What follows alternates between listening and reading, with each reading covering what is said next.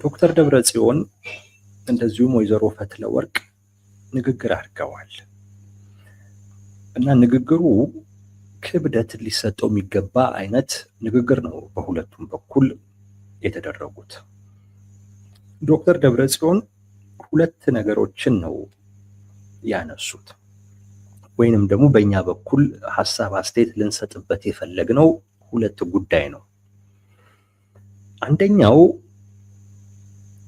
እየተጠየቅን ያለነው ነገር ምንድነው የሚለውን ነገር ይመልሳሉ። ማለት በብልጽግና በኩል ብልጽግና ምንድነው ከኛ ቢፈልገው የሚለውን ነገር አንድ ያነሳሉ እና የራሳቸውን ምላሽ የነሱን ምላሽ በዛው ያክላሉ። አንዱ ያ ነው። ሁለተኛ ወቅታዊውን ሁኔታ በሚመለከት እንዴት መታየት እንዳለበትም ደግሞ አቅጣጫ ሲሰጡም ደግሞ ይታያሉ። እሳቸው ጦርነት ተጀምሯል ባይ ናቸው። በዛ መልኩ መታየት አለበት ጉዳዩ የሚል ነገር ያነሳሉ እና እነዚህ ሁለት ነገሮች ወሳኝ ጉዳዮች ናቸው። ብልጽግና ከኛ የሚፈልገው ነገር ቢኖር እንድንበረከክለት ነው የሚፈልገው ብልጽግና። እኛ ደግሞ አንንበረከክም ነው ያልነው የሚል ነገር ያነሳሉ። ይሄ ቀላል ነገር አይደለም። ራሳቸውን በሆነ አይነት መንገድ እንዲታዩ እያቀረቡ ነው ያሉት። ሁለተኛው ነገር አሁን ያለው ሁኔታ ጦርነት ተጀምሯል። በብልጽግና በኩል ጦርነቱን ጀምረውታል። እኛ ምላሽ ስላልሰጠን እንጂ ጦርነቱ ተጀምሯል እና አሁን ያለው ሁኔታ መታየት ያለበት እንደዛ ነው። የኛ ምላሽ አለመስጠት ነው እንጂ ጦርነት ተጀምሯል፣ እንደዛ ነው መታየት ያለበት። አሁን ያለው ሁኔታ እንደ ውጥረት እንደ ምናምን ነገር አይደለም የሚል ነገር ያነሳሉ። እነዚህ ሁለት ነገሮች ያው ለራሳቸው ፖለቲካ የሚመቹ አይነት ፍሬሚንጎች ናቸው። ቀላል ዋጋ ሊሰጣቸው አይገባም የምንለው ለዛ ነው። ከመጀመሪያው እንጀምር። እንድንበረከክላቸው እንድንገዛላቸው መብታችንንም ሲረግጡ እሺ፣ ምንም ሲያደርጉን እሺ ብለን እንድንቀበል ነው የሚፈልጉት። ያንን ነው እየተጠየቅን ያለነው ይላሉ ዶክተር ደብረጽዮን። እውነታው እንደዛ ነው ወይ የሚለውን ማየት ያስፈልጋል። እውነታው እንደዛ ነው ወይ? እውነት ቲፒኤልኤፍ ተንበርከኩ የሚል ነገር ነው ወይ እየቀረበላቸው ያለው? እውነት ዶክተር ደብረጽዮን ያ ነው ወይ እየቀረበላቸው ያለው? ያ ቀርቦላቸው ቢሆን እና እሺ በማለታቸው የሚፈልጉትን ነገር የሚያገኙ ቢሆን ዶክተር ደብረጽዮንስ እምቢ ይሉ ነበር የሚለው በደንብ መታየት አለበት። የሚፈለገው ነገር እነሱ ተንበርከኩ ነው ወይ የተባሉ የሚለው ነው እና ዶክተር ደብረጽዮንም በመንበርከክ የሚያገኙት ነገር እንዳለ ቢያውቁ ኖሮ አይንበረከኩም ነበር።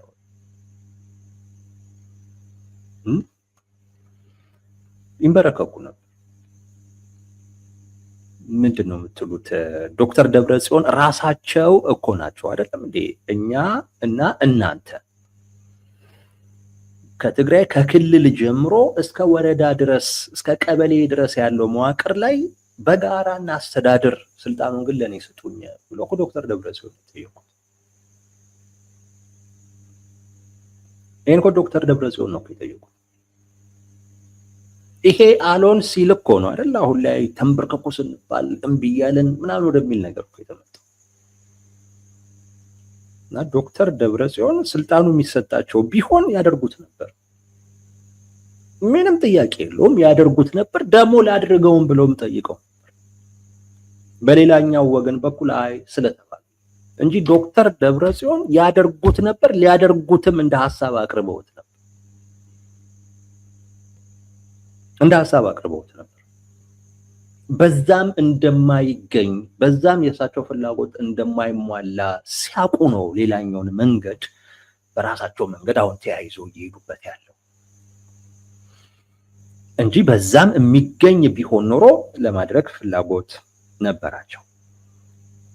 ኤኒዌይስ ዋናው ነገር የቲፒኤልኤፍ ሰዎች እየተጠየቁ ያሉት ተንበርከኩ ነው ወይ የሚለው ወሳኙ ጉዳይ ነው። ዶክተር ደብረጽዮን በዚህ ውስጥ ራሳቸውን ማሳየት እየፈለጉ ያሉት እንደ አንድ አርበኛ እና ሌሎቹን ደግሞ አካላቶችን እንደ ተንበርካኪ ነው እያዩ ወይም እንደ ካዲ፣ ሌላው ክዶ ፍላጎቱን ብቻ ብሎ ሄዶ የተንበረከከ፣ እሳቸው ግን በፍጹም እኔ ተንበርክኬ የሚገኘውን ነገር ከማገኝማ በፍጹም ለትግራይ ህዝብ መሰዋት ያለብኝን ነገር ሰዋለሁኝ እንጂ በጭራሽ ብለው ራሳቸውን እንደ አርበኛ ሌላኛውን እንደ ካዲ እንዲታይ እያደረጉ ነው። ወይም ደግሞ በዛ አይነት መልኩ ነው ነገሮችን እያቀረቡ ያሉት። የአርበኝነት ተረክሷል። አሁን ላይ ማንም ብድግ ብሎ አርበኛ ነኝ ነው የሚለው። አርበኝነት ተረክሷል። በጣም የረከሰበት ወቅት ነው። ማዕረግ ሆኗል። አንድ ግለሰብ ዝም ብሎ መዞ ከፊት ለፊቱ የሚያስቀምጠው ማዕረግ አድርጎታል አርበኝነት። ዶክተር ደብረጽዮን ያንን እያደረጉ ነው። አርበኛ ደብረጽዮን እንግዲህ ልንላቸው ነው መሰለኝ አላውቅም። እሳቸው ራሳቸውን በዛ አይነት መልኩ እያሳዩ ነው፣ አርበኛ ሆኖ ማለት ነው። እውነታው ግን እሳቸው እንደሚሉት አይደለም። ቲፒኤልኤፍ እንደዛ አልተጠየቀም። እውነቴን ነው የምላችሁ፣ ቲፒኤልኤፍ እንደዛ አልተጠየቀም። እንደውም ቲፒኤልኤፍ ኢንትሪት በተደረገበት መንገድ ነው የምላችሁ። ማንም ኢትዮጵያ ውስጥ አልተደረገም። ማንም የቲፒኤልኤፍ ሰዎች በብልጽግና ትሪት በተደረጉበት መንገድ ፋኖ እንደዛ ትሪት አልተደረገም። ኦላ እንደዛ ትሪት አልተደረገም። እኛስ ከቲፒኤልኤፍ በምን እናንሳለን ብለው ጥያቄ ባይኖራቸው ነው የምላችሁ፣ እንደው ሌላ ከህዝብ ጋር የተያያዘ ነገር እንኳን ባይኖራቸው እኛ ከቲፒኤልኤፍ በምን አንሰን ነው ብለው ቢያመጹ ምክንያት ነው፣ በቂ ምክንያት ነው ማለት ይቻላል። መሳሪያ ቢያነሱ በቂ ምክንያት ነው። እነ ዶክተር ደብረጽዮን ትዊት በተደረጉበት መንገድ ማንም አልተደረገም። አንዱ ከፋኖ ጥያቄም እኮ እኔ ይሄ ይመስለኛል፣ እኛ በእነሱ ልክ ማንታይበት ምክንያት ምንድነው? እንደነሱ መሆን እንዲፈልጉ ያደረጋቸው አንዱ ነገር እንደነሱ ስንሆን ነው በእነሱ ልክ የምንታየው ብሎ ስላሰቡም ነው ይመስል። በብዙ መልኩ አርያም የሚያደርጓቸው ለዛ ነው። አንዳንዶቹም ያንን አይነት ትሪትመንት የሚፈልጉ አካላት ገብተው ከነሱ ጋር እየሰሩ ያሉበትም አንዱ ምክንያት ያ ነው።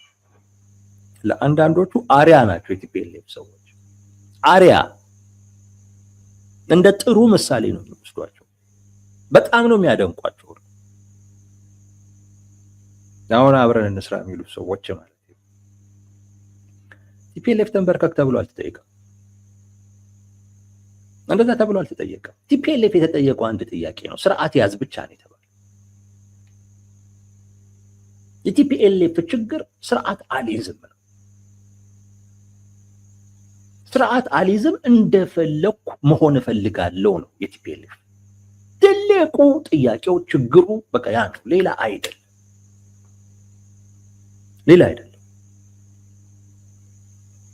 የራሳችንን እድል በራሳችን መወሰን አለብን። ምንም አይነት ጉዳይ ውስጥ ጣልቃ አትግቡብን ነው፣ እንደፈለግን እንሆን ነው። አደም አይቻልም፣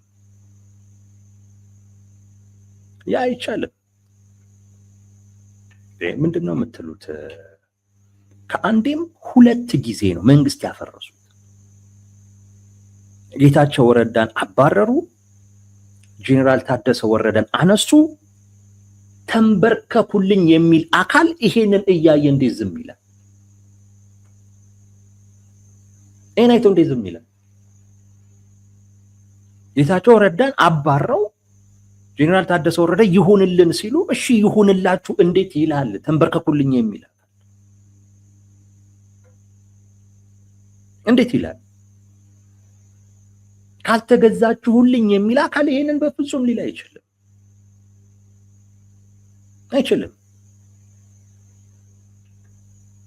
ሰራዊት እያሰለጠኑ አይደለም። ምን ሆኑ? ምን ተደረጉ? እዚህ ነገር ምን ተደረገ? ምንም። በእነሱ ጦስ ምክንያት እየተቀጣ ያለው ህዝቡ እንጂ እነሱ ምን ተደረጉ? ምንም። እውነት ለመናገር እኮ አንዱ ብልጽግና እንደ መንግስት እንዳይታይ እያደረገ ያለው ጉዳይ የቲፒኤልኤፍ ሁኔታ። ብልጽግና አቅመ ቢስ ነው እንዲባል ከሚያደርጉት ጉዳዮች ውስጥ አንዱ የቲፒኤልኤፍ ጉዳይ።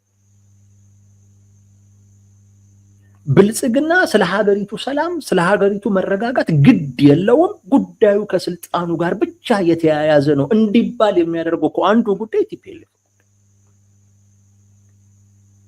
በአብዛኛው ብልጽግና ላይ የሚቀርቡት ትችቶች እና ተቃውሞችን በሙሉ በቀጥታም በተዘዋዋሪም ከቲፒኤልኤፍ ጋር ይገናኛል።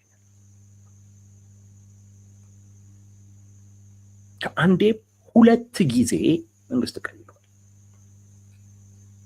የትግራይን ህዝብ እንደራሱ ወገን፣ እንደራሱ ህዝብ፣ ክልሉን እንደራሱ ግዛት አያይም ተብሎ እኮ የሚተችበት አንዱ ምክንያት በቲፒኤልኤፍ እኮ። አንዳንዶች እኮ ምንድነው የሁሉ ዝምታ፣ ምንድነው የሁሉ ትዕግስት እኮ የሚሉ እኮ አሉ። ይሄ ትዕግስት ነው አይደለም ሌላ ጉዳይ ሆኖ፣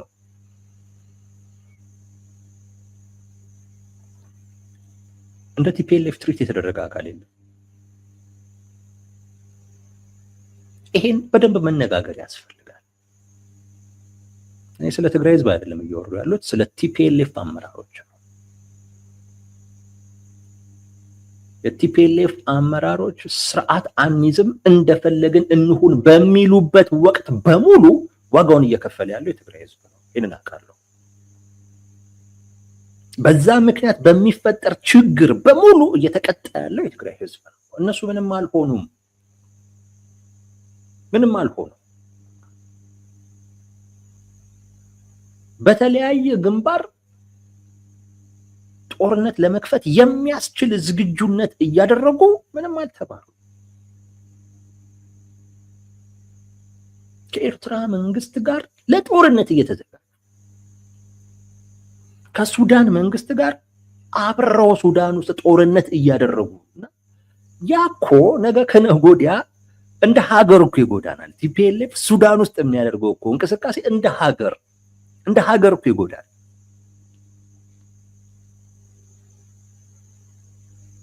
እና እንድትንበረከክ የሚፈልግ አካል ይሄን እንዴት ያደርጋል?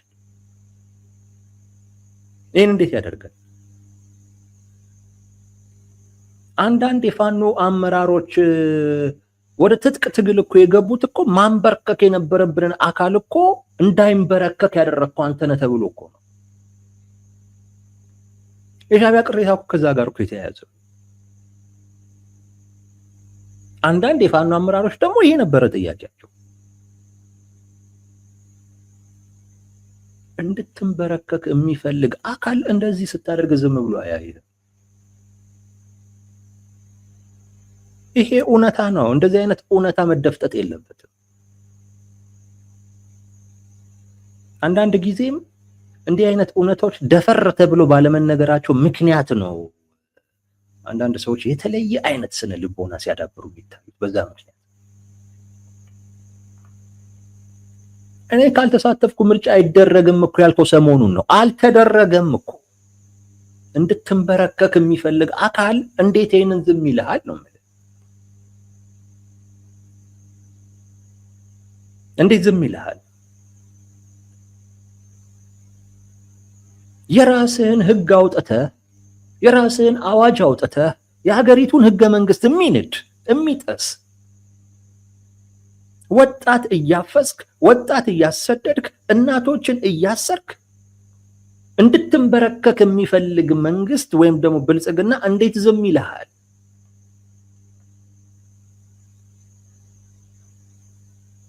የብልጽግና እኮ ትልቁ እኮ ጥፋት በትክክል ይሄ የኢትዮጵያ መንግስት ነው እንዴ እንድትለው እኮ የሚያደርገው እኮ አንተን ዝም ማለቱ ነው። ዶክተር ደብረጽዮን እኔ ካልፈቀድኩ ተፈናቃይ አይመለስም ብለህ ለዚህን ያህል ክል ጊዜ ኢትዮጵያውያንን በድንኳን ውስጥ እንዲቆዩ አድርገህ እንድትንበረከክ የሚፈልግ አካል ይሄ እኮ በቂ ምክንያት እኮ ነው። ይሄ እኮ በቂ ምክንያት ነው። እኔ ይሄንን ሌሎች ቢሉት፣ እኔ ይሄንን ፋኖ ቢለው፣ ይሄንን ኦላ ቢለው ምንም አይመስለኝም። ግን ዶክተር ደብረጽዮን እውነት ለመናገር ይሄን ማለት አይችልም። ይሄን ማለት አይችልም። ፋኖ እንዲህ ታይቶ አያውቅም። ኦላ እንዲህ ታይቶ አያውቅም። እንደዚህም ልታይም ራሱ እንዲሉም አልተፈቀደላቸውም። ከዚህም ያነሳ አይነት ጥያቄያቸውን እንኳን መንግስት ትኩረትም አልሰጠው።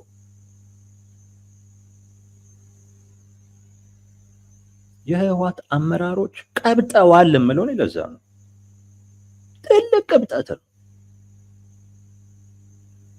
ትልቅ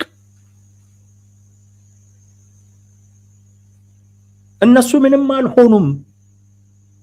እነሱ መሆን የሚፈልጉትን ነገር ለመሆን በሚያደርጉት ጥረት የሚፈጠረው ውጥረት፣ የሚፈጠረው ችግር ህዝቡን አድቅቆታል። ህዝቡን ዋጋ አስከፍሎታል። አላስፈላጊ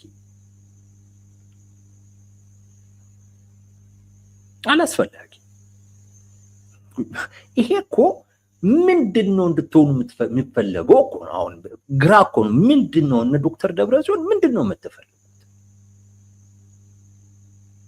የእነዚህ ሰዎች ጥያቄ አያልቅም።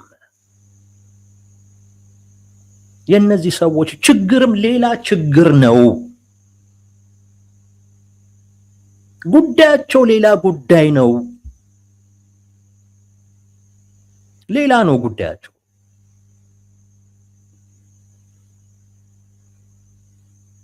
ምን ተደርጎ ነው አሁን እንድንበረከክ ነው የሚፈልጉት? ምን ተደርጎ?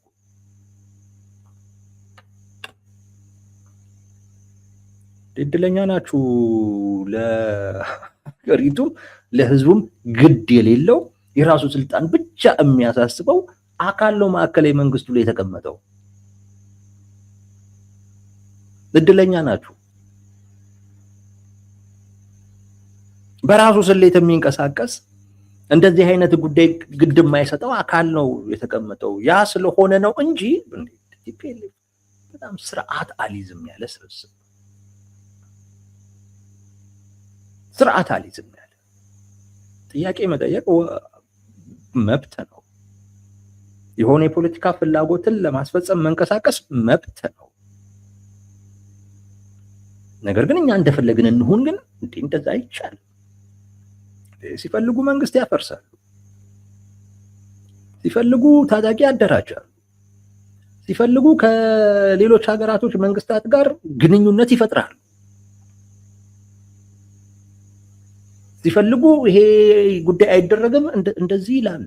እነሱ ያልፈለጉት አይሆንም፣ እነሱ የሚፈልጉት ይሆናል። ሌላ መንግስት እኮ ነው የሆኑት በኢትዮጵያ ውስጥ። ሌላ ትይዩ መንግስት እኮ ነው የሆኑት ከፌዴራል መንግስት ጋር ትይዩ እና ፍላጎታቸውም እኮ ያ ነው። በዛ መልኩ እዩን እኮ መጣላቸዋል። የእነሱን ፍላጎት ጥሩ አድርጋ ገልጿለች ወይዘሮ ፈትለወርቅ። በደንብ የእነሱን ፍላጎት ሊያሳይ የሚችል ነገር ጥሩ አድርጋ ገልጿለች ወይዘሮ ፈትለወርቅ። ፍላጎታቸው ያ ነው። ሌላ ትይዩ መንግስት ነን ነው ኢትዮጵያ ውስጥ። እኛና የፌዴራል መንግስት እኩል ነን። የዓለም አቀፉ ማህበረሰብ በዛ መልኩ በዛ መልኩ አስተናግደን ነው እና መሆን የሚፈልጉትም እንደዛ።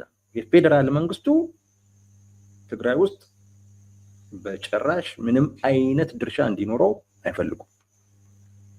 ይሄ ከህግ ከስርዓት ውጪ ነው። ተወደደም ተጠላ ራሳቸው 27 ዓመት ቀጥቅጦ የገዙበት ህግ ይሄን አይፈቅድም። ሲምሉበት የነበረው ህገ መንግስት ይሄን አይፈቅድም። እንደዚህ አይነት ስርዓት አላስቀመጠም እና እንድትንበረከኩ አልተጠየቀም። እንደዛ አይደለም ጥያቄ አይመስልም። እንድትንበረከኩ እንድትገዙለት የሚጠይቅ አካል የእናንተን ፍላጎት ተቀብሎ መንግስት ስታፈርሱ ሁሉ እሺ ብሎ ዝም ብሎ የሚያይ የለም። ከብልጽግና ውጪ እንደዚህ የሚያይ የለም ከብልጽግና ውጪ። ይሄ ግን ለብልጽግና ጥሩ ነው ማለት ግን ይሄ መንግስትነት አይደለም።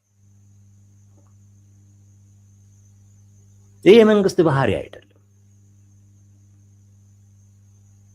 እንደፈለክ ስትሆን በዛም ደግሞ ህዝብን ሲሰቃይ የህዝብ መከራ ስቃይ ሲራዘም እያየ ዝም የሚል ከብልጽግና ውጪ መንግስት እንደዚህ አይነት መንግስት የለም።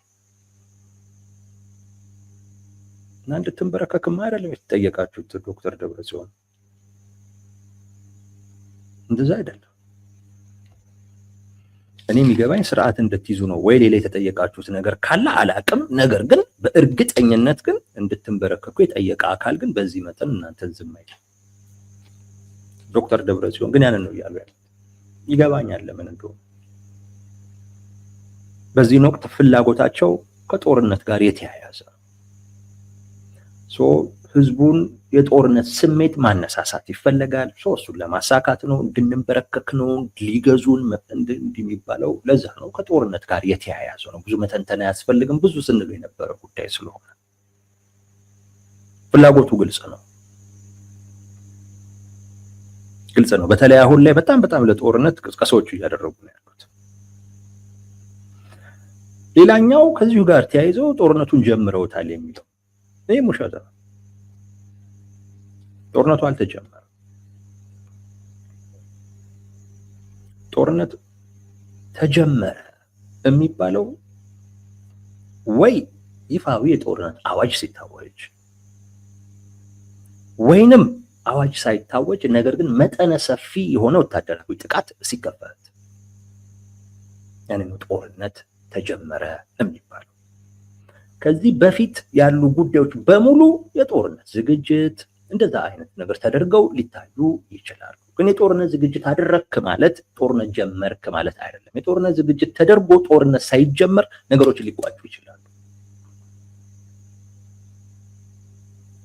ነገሮች መፍትሄ ሊያገኙ ይችላሉ። ከበባው፣ እገዳው ምኑን ነው የሚጠቅሱት ዶክተር ደብረጽዮን? ጦርነት ተጀምሮብናል ለማለት የሚጠቅሷቸው ነገሮች እነዚህ ናቸው። ያ ግን የጦርነት ጅማሮ ማሳያ አይደለም። ጦርነት ግን ሊጀመር እንደሚችል አመላካች ሆነው ግን ሊቀርቡ ይችላሉ። ግን ጦርነት ተጀመረ አያስብልም። ዶክተር ደብረጽዮን ግን ይሄንን ሲሉ ጦርነት ተጀመረ የሚባለው መቼ እንደሆነ ጠፍቷቸው አይደለም።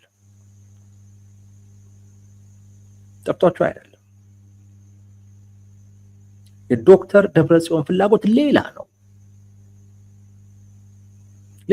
አሁን ያለውን ሁኔታ ጦርነት እንደተጀመረ ተደርጎ እንዲታይ በማድረግ በዛ ሊሳኩ የሚችሉ የራስ ፍላጎቶችን ለማሳካት ነው።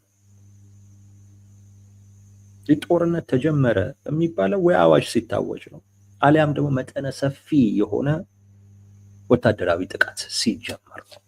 ኢቭን አንድ ጦርነት ነው ለመባል ራሱ መለኪያዎች አሉት። የትኛውም ወታደራዊ ግጭት ጦርነት አይባል።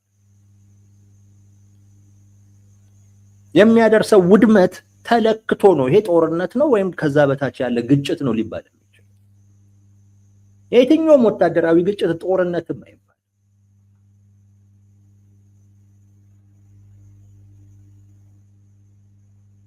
እና እንደዚህ አይነት እገዳዎች፣ ማዕቀቦች ሊሆኑ ይችላሉ። ሰራዊት ማቀራረብ፣ ማስጠጋት፣ እነዚህ ሁሉ ጦርነት ተጀመረ የሚያስብል ጉዳይ አይደለም። ግን ለምን እንደዚህ እንዳሉ ግን ይገባናል። ጉዳዩ በዚህ ደረጃ እንዲታይ ዶክተር ደብረጽዮን በዚህን ወቅት የፈለጉበት ዋነኛው ምክንያት አንደኛው ጉዳዩን በዚህ ደረጃ ታሳቢ እንዲሆን በማድረግ አሁን እኛንን ምላሽ ያልሰጠነው እያሉ ነው ዶክተር ደብረጽዮን እንጂ ጦርነቱ ተጀምሯል፣ እኛ ምላሽ አልሰጠንም እንጂ። ምን እያደረጉ ነው? ጦርነት ጀማሪውን ሴት እያደረጉ ነው፣ እያስቀመጡ ነው። ማን ነው ጀማሪው የሚለውን እያስቀመጡ ነው። ሁለተኛ ነገር ደግሞ ምላሽ የመስጠት አስገዳጅ ሁኔታ ውስጥ መሆናቸውንም እያስቀመጡ ነው። ራሳቸውን ተጠቂ አድርገው እና ምላሽ አለመስጠታቸው ራሱ ሁሉ እንዲደነቅ ግን ምን እያደረጉ ነው? ምላሽ የመስጠት ግን መብት እንዳላቸውም እያመለከቱ በዚህ ውስጥ የምንረዳው ነገር አለ። መቼ ይሁን መቼ አይታወቅም እንጂ በራሳቸው ጥቃት በሚጀምሩበት ጊዜ አንዱ የሚያቀርቡት መከራከሪያ ምን እናድርግ፣ ጦርነቱ እኮ በብልጽግና በኩል ከተጀመረ ቆይቷል የሚል ነገር ማቅረብ ያንን ለማለት ነው ዶክተር ደብረጽዮን ይህን እያቀረቡ ያሉት። አንዱ ጉዳዩን በጣም ከፍ አድርጎ በማሳየት ደጋፊዎቻቸውን በራስ ዙሪያ ማሰባሰብ ነው። ጦርነቱ ተጀምሯል እንዴ ብሎ እንዲያስብ በማድረግ ምናልባትም ደግሞ የዓለም አቀፉ ማህበረሰብ በደንብ በጉዳይ ውስጥ ጣልቃ ገብቶ እነሱ ወደሚፈልጉትም አቅጣጫ ሁኔታዎችን እንዲወስድ ለማድረግ ነው። ወደ ውይይት ወደ ድርድር ወደሚሉት ማለት ነው። ያሪ ፍላጎታቸው ነው። እያሉ ያሉት ዝግጁ ነን ነው። በመቼ እንደሚሆን አይታወቅም እንጂ ጥቃት ለመጀመር ዝግጁ ነን እያሉ ነው ዶክተር ደብረጽዮን በዚህ ንግግር። ጥቃት ለመጀመር ዝግጁ ነን፣ ተከፍቶብናል፣ ደግሞ ለዚህ ምላሽ መስጠት መብት አለን እያሉ ነው። መቼ ይሁን የሚለው አይታወቅም እንጂ ዶክተር ደብረጽዮን ጥቃት ለመጀመር ዝግጁ ነን እያሉ ነው። ጦርነቱ ተጀምሮብናል የሚል ስቴትመንት የሰጡት ከዚህ ጋር በተያያዘ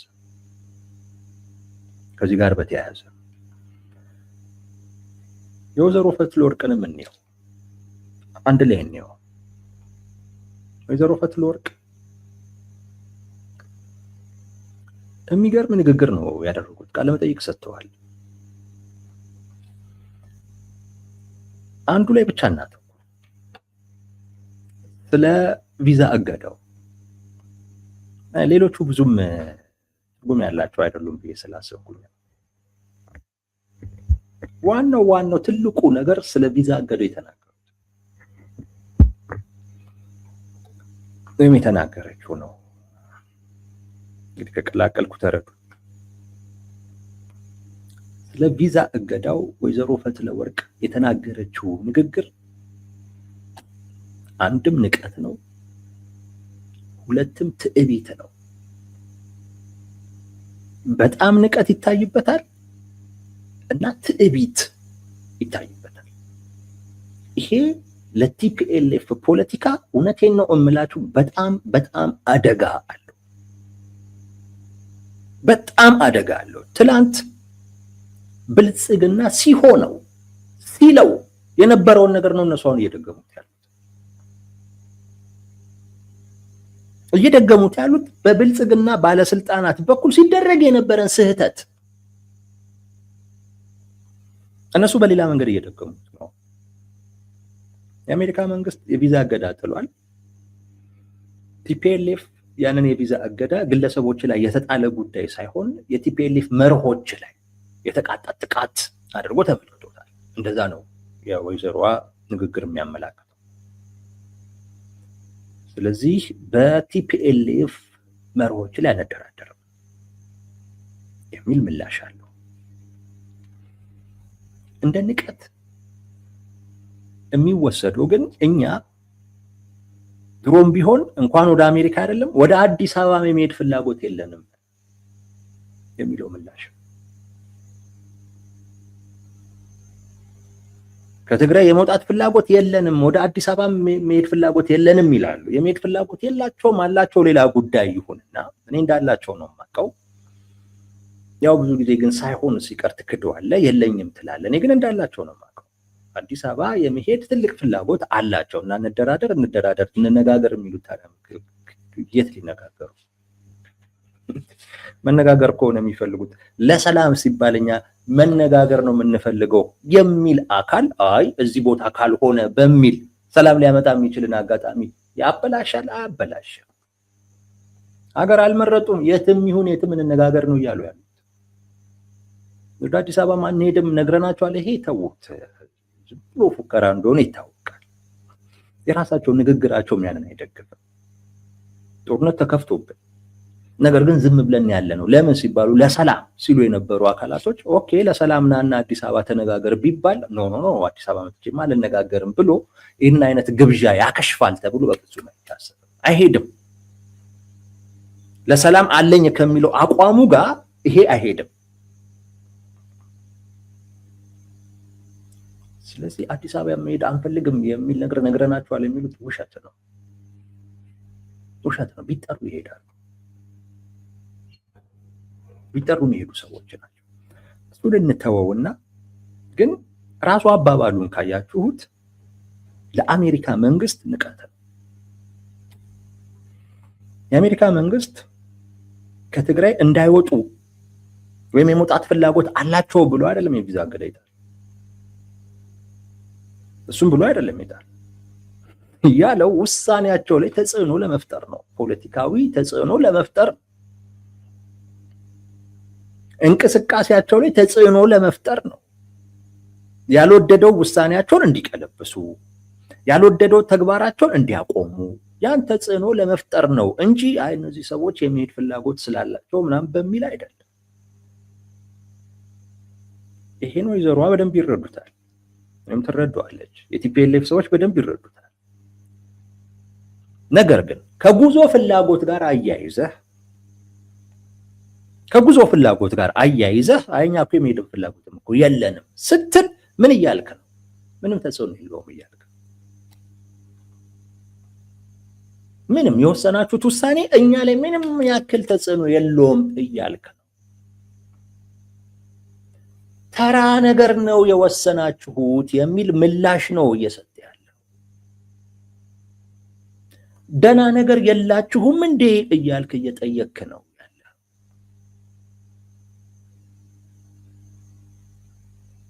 ይሄ ግልጽ ነው። ንቀት ነው፣ ንቀት ነው። ሌላ ተጨማሪ ነገርም ከፈለጋችሁ አምጡ፣ የላችሁም እንዲህ አይነትም ጥያቄ ነው። ምንም እናንተ የወሰናችሁት ውሳኔ እኛ ላይ ቅንጣት ታክል ተጽዕኖ የለውም የሚል ምላሽ ነው። ይሄ ለአሜሪካ መንግስት ንቀት ነው፣ ንቀት ነው። በግልጽ ንቀታቸውን ነው ያሳዩት። ወይዘሮ ፈትለወርቅ ግን በዚህ ብቻ አታቆመም።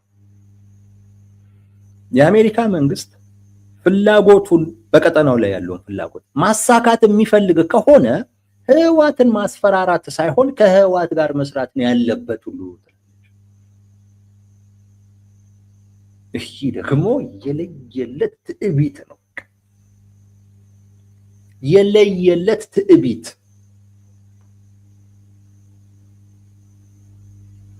አንድ በጣም ራሳቸውን እያስወደዱ ነው።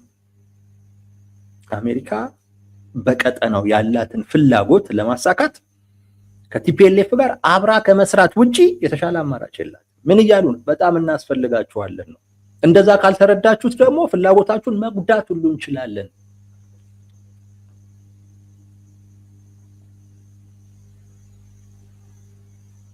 ይህ ትልቅ ትዕቢት ነው፣ ትልቅ ትዕቢት ነው። ይሄ በትግረኛም የተነገረ ቢሆን በእርግጠኝነት የአሜሪካ መንግስት ይህንን ነገር ይሰማል፣ የሚመለከታቸው አካላቶች። በጣም ነው የምናስፈልጋችሁ፣ እንደውም እኛን መግፋት ፍላጎታችሁ እና ጥቅማችሁ እንዳይሳካ የሚያደርግ ነው። እዚህ አካባቢ ላይ ወሳኞቹ እኛ ነን፣ እኛ ነን ወሳኞቹ እያሉ እና ንቀት ነው። በጣም ትልቅ ትዕቢት ነው። ያ ትዕቢት ማለት ምን ማለት እንደሆነ ነግሬያቸዋለሁ። መሬት ላይ ካለው እውነታ አንጻር የማይመጣጠን ነገር ማለት ነው። እሱ ትዕቢት ይባላል። አሁን መሬት ላይ ያለው እውነታ ቲፒኤልኤፍ በዚህ ደረጃ እንዲያወራ የሚያደርገው አይደለም። በዚህ ደረጃ አስፈላጊ ከሆነ ነዳጅ ተወደደ፣ ነዳጅ ተዘጋብኝ ብሎ ማለቃቀስ አይጠበቅበት። ሸቀጥ ተከለከልኩ ብሎ ማለቃቀስ አይጠበቅበት። ራሱን በዚህ ደረጃ የሚያይ አካል ፍላጎቱን በኃይል ማሳካት ይችላል።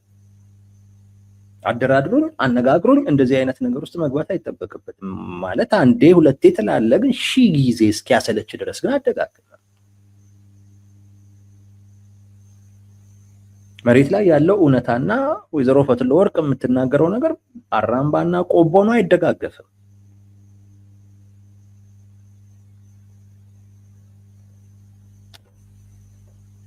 እያሉ ያሉት በአጠቃላይ ተደራደሩን ነው። ማንን? የአሜሪካን መንግስት። አካባቢው ላይ ፍላጎታችሁ፣ ጥቅማችሁ እንዲከበር ከፈለጋችሁ እኛን ማስፈራራት ሳይሆን ከኛ ጋር መደራደር ነው የሚጠቅማችሁ፣ ከኛ ጋር መነጋገር ነው የሚጠቅማችሁ እያሉ ጭራሽ እየዛቱ ነው፣ ጭራሽ እያስፈራሩ ነው፣ ጭራሽ እያስፈራሩ ነው። እሺ የእብደት ጥግ ነው። በቃ በሆነ ጉዳይ ላይ አላገኘውም ብለህ ተስፋ ስትቆርጥ የምታደርገው ነገር ነው። እንመጣበታለን እሱ ላይ። ንቀት አለው፣ ትዕቢት አለው፣ ዛቻ አለው። ንቀቱም ለአሜሪካ መንግስት ነው። ያደረጋችሁት የወሰናችሁት ውሳኔ እኛ ላይ ቅንጣት ተጽዕኖ የለውም፣ ተራ ነገር ነው የሚል የሚያጣጥል ትዕቢቱ እዚህ አካባቢ ላይ ፍላጎታችሁ እንዲሳካ የሚፈለግ ከሆነ እኛንን ወሳኞቹ የሚል ትዕቢት አለው። ዛቻው ከኛ ጋር ካልተነጋገራችሁ፣ ከኛ ጋር አብራችሁ ካልሰራችሁ፣ ከኛ ጋር ካልተደራደራችሁ ፍላጎታችሁ፣ ጥቅማችሁ አደጋ ውስጥ ነው የሚል ዛቻ። የወይዘሮ ፈትለወርቅ ንግግር እነዚህ ነገሮች በጣም የሚያመለክቱ ነው።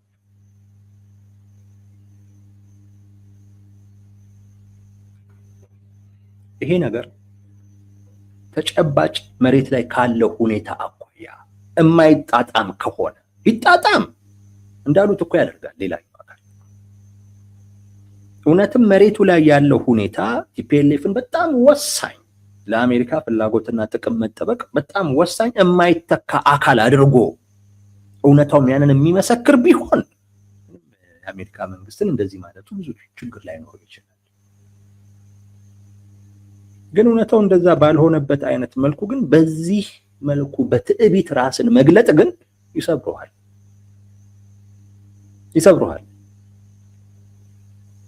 ምንም ጥያቄ የለውም፣ ይሰብረዋል። ይሄ ነው የሚሆነው።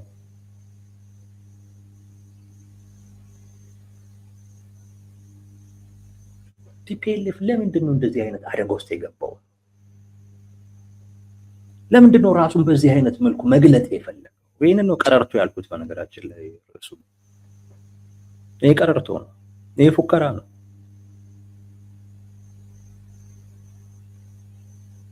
ለምንድን ነው ካላችሁ በዓለም አቀፉ ማህበረሰብ በኩል ተስፋ ቆርጧል። ይሄ የዓለም አቀፍ ማህበረሰብ ከኛ ጋር አይቆምም የሚል ድምዳሜ ይደርሳል። የዓለም አቀፉ ማህበረሰብ ላይ ተስፋ ስለቆረጡ ምን ማድረግ አለባቸው? ያላቸው አማራጭ ላይ ኢንቨስት ማድረግ አለባቸው። እዛ ላይ ኢንቨስት የሚያደርጉትን ነገር ቀንሰዋል፣ ትተውታል። አንዱ ምክንያት ያ ነው። የዓለም አቀፉን ማህበረሰብ አሁን ላይ እሱን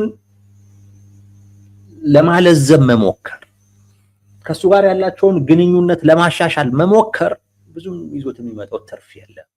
ወይ አያውቁበትም ወይንም ደግሞ ትርፍ የለም ብሎ አስበዋል። ስለዚህ እዛ ስለሌለ የቱ ላይ ኢንቨስት እናድርግ? ህዝቡ ጋር እናድርግ ነው። ህዝቡ ጋር ምን በመሆን ነው እየተገለጡ ያሉት? ራሳቸውን የማይንበረከኩ ለብልጽግና ብቻ አይደለም፣ ይህን ለአሜሪካ ሁሉ የማይንበረከኩ በራሳቸው መርህ የማይደራደሩ በትግራይ ህዝብ ፍላጎትና ጥያቄ ላይ የማይደራደሩ አድርገው ራሳቸውን እየገለጡ ነው። በደንብ ኢንቨስት ማድረግ እየፈለጉ ያሉት አሁን ማን ላይ ነው? በቃ ይሞትልናል የሚሉት የራሳቸው ደጋፊ ላይ። ሌላው ላይ ማድረግ ይስማሽ ጥቅም የለውም። ብልጽግና አድርጎታል። ይሄ የነቀዘ ስንዴያቸው ቢቀር ነው ምናምን እያሉ ነበር እነ ሽመልስ አብዲሳ። ግን እንደዛ እንደፎከሩት አልሆነም። እንደዛ እኮ አልሆነም። የሆነው ሌላ ነው። ያ ትዕቢት እኮ ተሰብሯል። የትዕቢት እኮ ተሰብሯል እኮ። እንደውም የፌዴራል መንግስት ሆኖ ከቲፒኤልኤፍ አንጻር ሲታይ የተሻለ ቁመና ላይ ያለ ስብስብ ሆኖ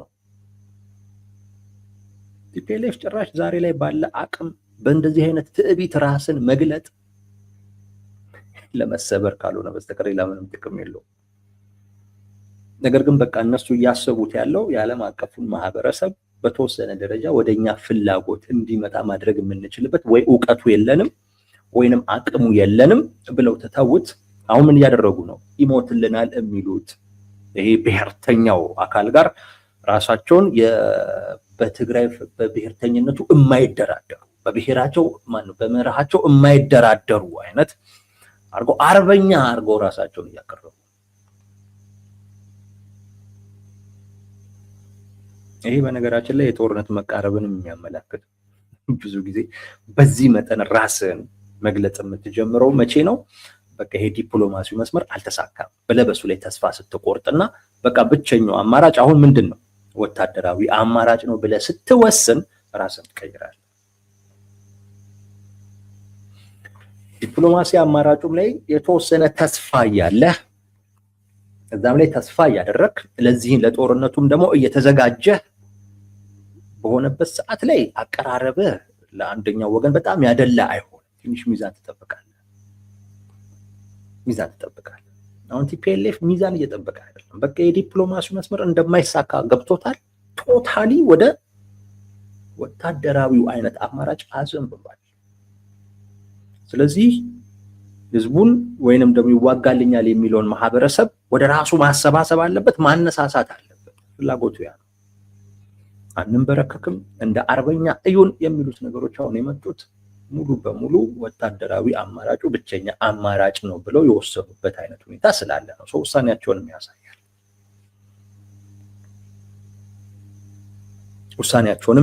ምን እንደወሰኑ ያሳያል። በቃ ከዚህ በኋላ ሙሉ በሙሉ ትኩረት ወደ ወታደራዊ ሁኔታው የሚል ነገር ወስደዋል ማለት ነው። በዲፕሎማሲያዊው አካሄድ ላይ ተስፋ እንደቆረጡ የሚያሳዩት ነገሮች ይህንን ነው የሚያመላክቱት። ምናልባትም ፍርሃታቸውን ለመደበቅም ነው። በሌላ መልኩ ደግሞ ነው ካለ ፍርሃታቸውን ለመደበቅም የቪዛ እገዳው በጣም አስደንግጧቸዋል፣ በጣም አስፈርቷቸዋል። ነገሮች እንዳሰቡት አልሆነም። ፈርተዋል፣ ደንግጠዋል። እውነታው ያ ነው። ነገር ግን አደባባይ ላይ ስትወጣ ፈርታ አትወጣም። ድንጋጤን አታሳይም። ምንድነው የምትለው? ምንም እንዳረበሸህ፣ ምንም ጉዳት እንዳላመጣብህ፣ ምንም አይነት ተጽዕኖ እንዳልፈጠረብህ ሆነ ነው የምትቀርበው። ያ ፍርሃትን መደበቂያ ነገር ነው። አይ ቲንክ ፖለቲከኞች ይረዱታል፣ ሰው ይታገሷቸው ይሆናል። ፖለቲከኛ ስትሆን ይህን ትረዳለህ። ዞሮ ዞሮ የራሱን ደጋፊ እንትን ለማለት ነው ብለህ ትረዳለህ። እንዴት ናቀኝ፣ እኔ ላይ እንዴት ትቢት ተናገረ ብሎ እንደዛ አይነት ትርጉም አይሰጠውም ፖለቲከኛ። ይታገሳል ነው የምልህ። ዋናው ነገር ለህዝብ እንደዛ ተገለጥ። ነገር ግን በሌላ መስመር ግን ችግሩን ሌላኛው አካል በሚፈልገው አይነት መልኩ ለመፍታት ያለህ ጥረት እስካለ ጊዜ ድረስ ለህዝብ በዛ አይነት መልኩ ራስን ማሳየትህን ይታገሱታል። ችግር የለውም። በሌላ መልኩ ደግሞ እንየው ደግሞ ካልን ለህዝባቸው አርበኛ ሆነው ፍርሃታቸው እንዳልፈሩ እንዳልደነገጡ አሁንም ቢሆን በትግራይ እንትን እንደማይደራደሩ አሁንም ቢሆን ለመንበርከክ ፍላጎት እንደሌላቸው እንደዚህ ያሳያሉ። በሌላ መንገድ ደግሞ ሲለማመጡ ደግሞ ይታያል። ለምሳሌ ደብዳቤው መውሰድ፣ ደብዳቤው ለአሜሪካ መንግስት የተጻፈው ደብዳቤ ሙሉ በሙሉ ልምምጥ፣ ሙሉ በሙሉ እሱን ራሱን ችለን ፕሮግራም ሰርተንበታል፣ መመልከት ትችላላችሁ። ሙሉ በሙሉ ልምምጥ ውሳኔያቸውን እንደሚቀለብሱ ጭምር ያመላከቱበት ነው። ይሄ መለስ ነው ያሉትን መንግስት እንደሚያፈርሱ ጭምር ያመላከቱበት። እሺ የፕሪቶሪያ ስምምነት እሺ እንዲፈጸም አድርጉልን የሚል ያ ማለት የፕሪቶሪያ ስምምነት ይፈጸም ማለት ብዙ ነገር ነው። አሁን እነሱ የወሰኑትን በሙሉ እንዲቀለብሱ የሚያስገድድ ዲፕሎማሲ መስመሩ ላይ በዛ አይነት መልኩ እየሄዱ ነው። እነ ወይዘሮ ፈትለወርቅ ደግሞ ይመጡና ለህዝባቸው ያቺን ለመሸፈን እንደ ጀግና ደግሞ ሲጮቱ ታያለ። በሌላ መልኩ እንየው ካልን ይሄንን ነው። በሁለት አይነት መልኩ አየነው። አንደኛው በዲፕሎማሲው መስመር ተስፋ ቆርጠው ሙሉ በሙሉ ወታደራዊ ወደሆነ ጉዳይ ላይ ያተኩረዋል። እንደዚህ አይነት ውሳኔ አለ በአንድ በኩል። በሌላኛው በኩል ደግሞ ልምምጡ እንዳለ የዲፕሎማሲያዊ ጥረቱ እንዳለ፣ ነገር ግን ደግሞ በዚህ በኩል የሚታየውን ፍርሃት፣ በዚህ በኩል የሚታየውን ድንጋጤ ደግሞ ለመሸፈን ደግሞ የቀረበም አይነት ጉዳይ ሊሆን ይችላል። አሜሪካ እንዲህ አይነት ነገር ይታገሳል። ዋናው ጉዳይ እነሱ እንድትሄድ በሚፈልጉት አይነት መስመር ለመሄድ እየጣርክ ነው ወይ እየሞከርክ ነው ወይ የሚለውን ነው ማየት የሚፈልጉት። እሱ እስከሆነ ጊዜ ድረስ ለህዝብ በየትኛውም አይነት መልኩ ብትገለጥ እነሱንም ብታጣጠል ምናምን ያን ያክል ችግር የለባቸው። ዋናው እነሱ በሚፈልጉት አይነት መስመር ውስጥ አለክ ወይ ነው ወሳኙ ነገር። ራስህን ከህዝብህ ደብቀ በዛ መስመር እየሄድክ ከሆነ ችግር የለባቸው። ሁለተኛው እይታ ያ ሊሆን ይችላል። የወይዘሮ ፈትለወርቅ የቪዛ እገዳውን በሚመለከት የሰጡት አስተያየት በእነዚህ በሁለት አይነት መልኩ ሊታይ የሚችል ነው። ይኸው ነው ወዳጆች።